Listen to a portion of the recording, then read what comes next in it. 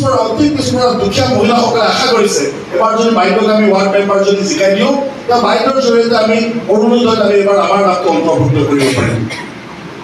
আজি এনেধৰণৰ চিন্তা চৰ্চাই আপোনালোকক গোৱা আশীৰ্বাদ কৰি পেলাই ভোট দি পেলাই আপোনালোকক নিৰ্বাচন কৰি পঠিয়াইছে। গতিকে মই আহ্বান জনাম আপোনালোক সকলো এটা পৰিয়াল হৈ ৰাইজৰ সেৱাত যাতে সমৰ্পিত মনোভাৱেৰে যাতে শ্ৰদ্ধা ভক্তি সহকাৰে যাতে ৰাইজক যাতে সেৱা কৰিব পাৰে।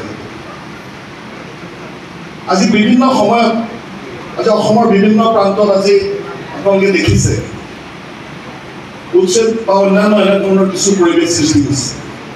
কিন্তু আজিলৈকে মাধৱপুৰ বা ৰহা সমষ্টিত আপোনালোকে লক্ষ্য কৰক ক'ৰবাত হৈছে নেকি? কাজিৰঙাৰ মাজতে ছ'চিয়েল ফৰেষ্টে আমাৰ নটিচ দিছিলে। ৰাতিপুৱাই গোটেই সৰু সৰু ল'ৰা ছোৱালীলৈ মাইকী মানুহলৈ বা মোৰ ঘৰ ওলাইছে। আমাৰ শামছুদাই জানে গোটেই কথাখিনি, আমিৰা শামছুদাহঁতে কথাখিনি জানে। মই লগত চাৰ্কুলাৰ ফোন কৰিছোঁ যে মই নজনাকৈ তাত গৈ পেলাই যে আপোনালোকে নটিচ দিছে, মই সমষ্টিৰ কি বিধায়ক নহয় নেকি? যিসকল মানুহৰ ভোটত মই MLA হৈছোঁ সেইসকল মানুহক মোৰ সন্মুখত আপোনালোকে উচ্ছেদ কৰিবলৈ গৈছে। এই উচ্ছেদ কৰিবলৈ কাৰণে পৰৱৰ্তী পৰ্যায়ত আজি তাৰ পৰা মই আকৌ JCB পক্ষে অঁতৰাই পেলাই পঠাই দিছোঁ। মিটিং কৰি আছোঁ প্ৰমিলাত খবৰ আহিছে যে কাকলিত মীন বিভাগে কিবা আমাৰ খেতিত সজাগ ধৰি গ'ল। খেতিত এবিঘা মাটি এজন খেতিয়কে কিমান কষ্ট কৰি ডাঙৰ কৰে আৰু সজাগ ধৰা সেউজীয়া খেতিত গৈ পেলাই মেচিন লগাই দিছে।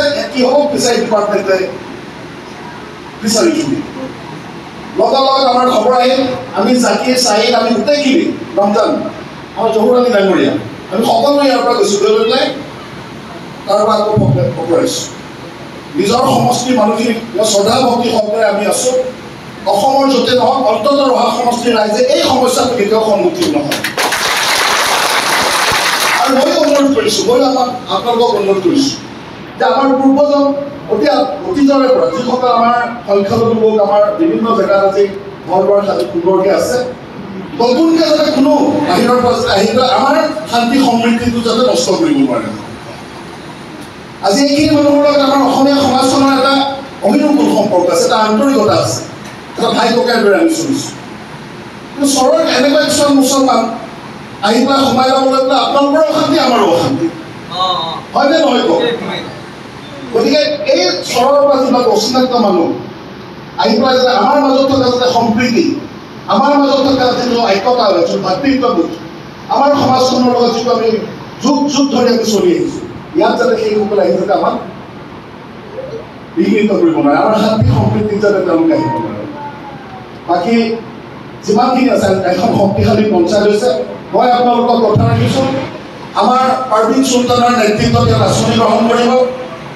ইয়াৰ পৰা যেতিয়া আমাৰ ছেক্ৰেটাৰীয়ে নি পেলাই যেতিয়া